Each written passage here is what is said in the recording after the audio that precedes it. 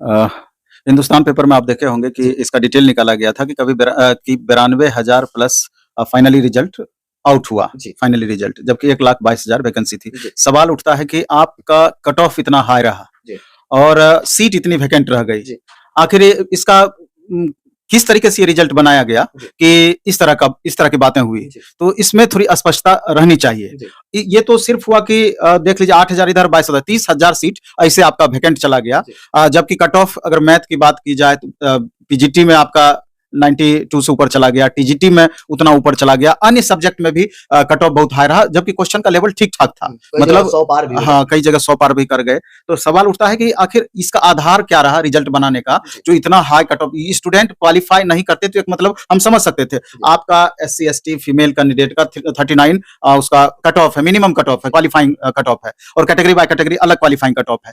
तो इतने सारे स्टूडेंट अभी भी बचे हुए हैं जो कि कट ऑफ से बहुत ज्यादा ऊपर है जी, तब भी सीट वैकेंट है। जी, तो ये एक बड़ा सा प्रश्न है।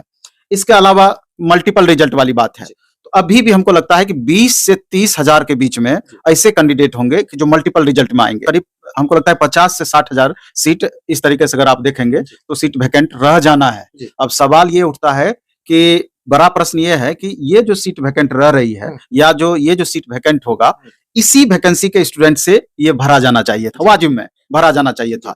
तो कहीं सरकार ये आंकड़ों का खेल ना कर दे, जी, ये एक बड़ी सी प्रश्न होगी जी, कि इसको आप उलझा करके फिर अगले वैकेंसी में ऐड करके डेटा दिखाइए, ये तो तो पक्ष वहाँ भी हो गया। मेरे ख्याल से ये उचित नहीं है। हुँ, इसलिए कि जितनी भी वैकेंसियाँ अभी तक जितनी भी सीटें आपकी खाली रह गई है, जी, पहले तो उसका कारण बताना चाहिए था कि अमुक कारण से ये पूरा सीट नहीं भर पाया। जी, दूसरा कि जो मल्टीपल रिजल्ट वाले स्टूडेंट है, वन कैंडिडेट वन रिजल्ट वाली बात है 100% इंप्लीमेंट होना चाहिए और सप्लीमेंट्री रिजल्ट में हुँ, और ये सारे स्टूडेंट का एडजस्टमेंट होना चाहिए जो कि कट ऑफ से थोड़ा-थोड़ा करके अभी डाउन चल रहे हैं। जी, अगर ऐसा होता है तो 6 टू 8 में हमको लगता है 3 से 4 नंबर तक नीचे जा सकता है। जी, 9-10th में 2 से 3 नंबर नीचे जा सकता है। 11-12th में भी आप देखेंगे कि कल्याण विभाग का जो रिजल्ट दिया गया और जो है शिक्षा विभाग का रिजल्ट है, 90% स्टूडेंट दोनों में कॉमन है। मोर देन 90% स्टूडेंट दोनों में कॉमन है। वो भी मल्टीपल रिजल्ट में ही आएँगे। किताबें भी जी, कॉमन जी, है।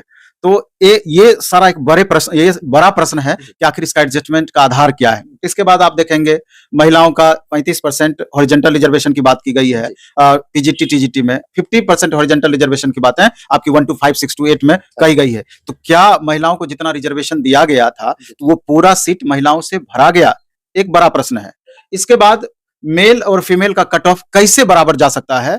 इस बात को भी आयोग को समझाना चाहिए। जी।